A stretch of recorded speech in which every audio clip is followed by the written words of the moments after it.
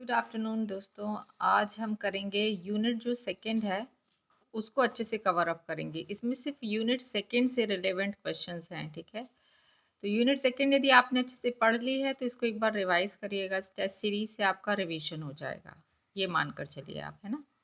इसके part A है, ये पार्ट टू मैं तभी लेकर आऊँगी जब बच्चे कहेंगे कि हाँ ये मुझे पसंद आया या कंटेंट अच्छा था, ठीक है। तो मेन आपका स्मार्ट बोर्ड या बहुत बड़े प्लेटफॉर्म पर पढ़ाना ज़रूरी नहीं होता है, बस आपका जो कंटेंट है वो रिलेवेंट होना चाहिए, ऐसा मैं मानती हूँ।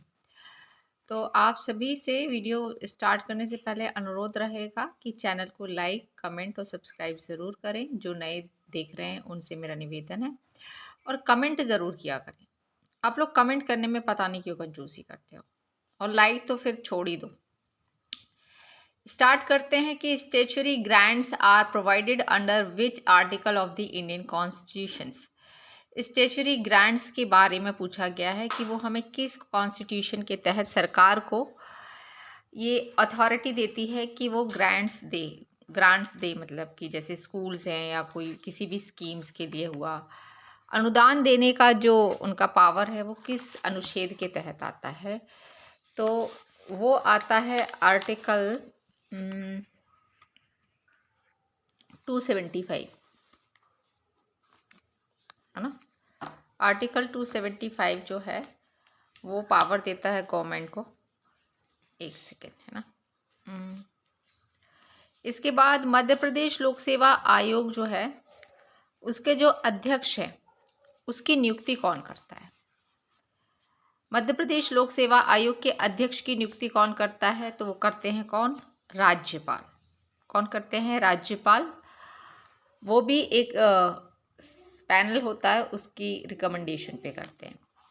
एमपीपीएससी के सदस्य अपने पद पर कितनी आयु तक बने रह सकते हैं, 60, 62, 65, 70। तो वो 62 ईयर्स तक बने रह सकते हैं। संविधान के किस अनुच्छेद के तहत राज्य लोक सेवा आयोग के कार्यों का विस्तार किया जा सकता है।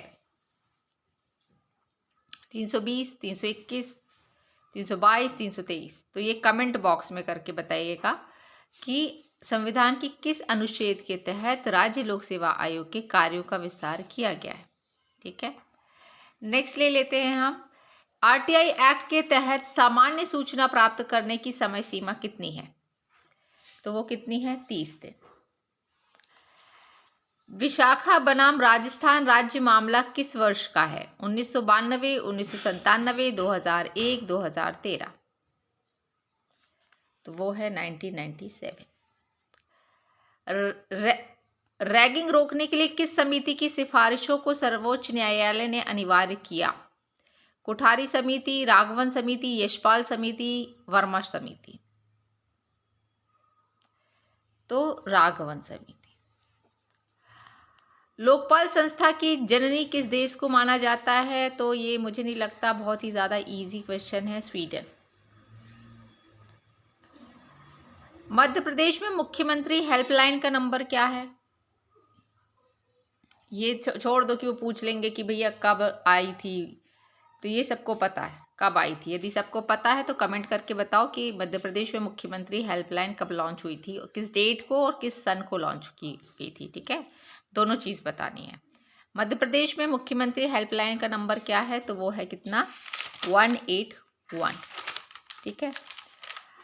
नेक्स्ट ले लेते हैं हम। लोक सेवा आयोग अपना वार्षिक प्रतिवेदन किसे सौंपते हैं, मुख्यमंत्री को, राज्यपाल को, विधानसभा अध्यक्ष को या राष्ट्रपति को। तो वो राज्यपाल को सौंपते हैं। परमादेश मतलब रिट जो है किसके विरुद्ध जारी की जा सकती है, निजी व्यक्ति, सार्वजनिक पदाधिकारी, केवल राष्ट्रपति या केवल राज्यपाल। तो ये है सार्वजनिक पदाधिकारी, ठीक है। जन भागीदारी का आधुनिक रूप क्या है, मतदान, कर भुगतान, कानून का पालन, ई गवर्नेंस और सोशल ऑडिट। तो पहले मतदान माना जाता था, बट अभी ये आधुनिक वर्ड जुड़ गया है। तो आधुनिक में क्या है, ई गवर्नेंस है ना। ई गवर्नेंस और सोशल ऑडिट, जो सर्वे वगैरह होते हैं। प्रथम लोकपाल विधेयक भारतीय संसद में कब पेश किया गया था? तो ये 1968 में पेश किया गया था। प्रथम लोकपाल विधेयक भारतीय संसद में 1968 में पेश किया गया था। भारत में सूचना का अधिकार कैसा अधिकार है? कानूनी अधिकार है, मौलिक अधिकार है, केवल कार्यकारी अधिकार है या विधिक अधिकार है? तो ये मौलिक अधिकार है। धारा अनुच्छेद 19(1)(a) के तहत है। ठीक है। प्रशासनिक सुधार आयोग ने पहली बार लोकपाल की सिफारिश कब की थी? इस क्वेश्चन में और इसमें डिफरेंस है। ठीक है। तो प्रशासनिक सुधार आयोग ने पहली बार लोकपाल की सिफारिश कब की थी? तो 1966 में की थी। कब की थी? 1966 में की थी। लोकपाल सेवा आयोग के सदस्यों को उनके पद में कौन हटा सकता है उनके पद से? तो इसे दिमाग में रखिएगा कि लोक सेवा आयोग के जो अध्यक्ष हैं, सदस्य, उनकी नियुक्ति तो राज्यपाल करते हैं, पर उनको हटा कौन सकता है? राष्ट्रपति। मध्य प्रदेश लोक सेवा आयोग के प्रथम अध्यक्ष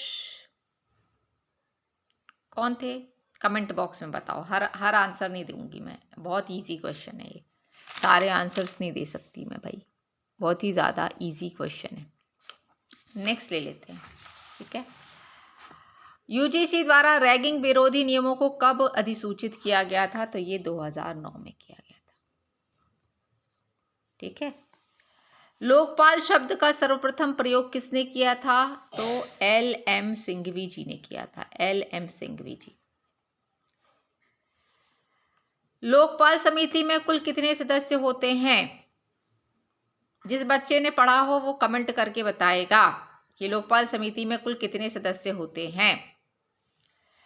मध्य प्रदेश में लोक आयुक्त संगठन कब अस्तित्व में आया?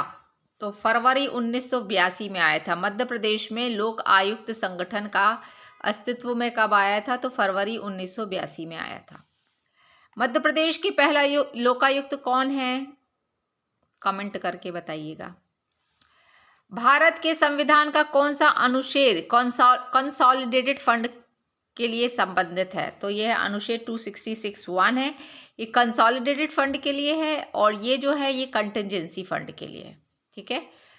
आर्टिकल 266(1) जो है वो कंसोलिडेटेड फंड के लिए है और आर्टिकल 267 जो है वो कंटिजेंसी फंड के लिए है।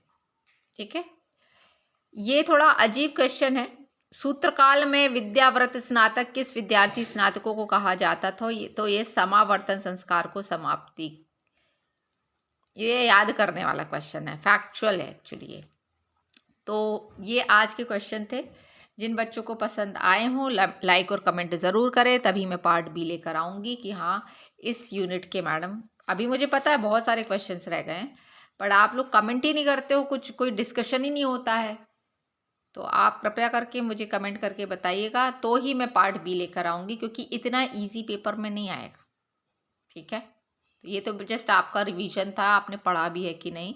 यदि नहीं पढ़ा है तो वो विद्यार्थी सतर्क हो जाए और यूनिट 2 को फिर से एक बार रिवाइज करे और कमेंट करके जितने जितने क्वेश्चन मैंने पूछे हैं उनके आंसर करें और सब्सक्राइब ज़रूर करें चैनल को और दोस्तों के साथ शेयर ज़रूर करें। ठीक है। Thank you.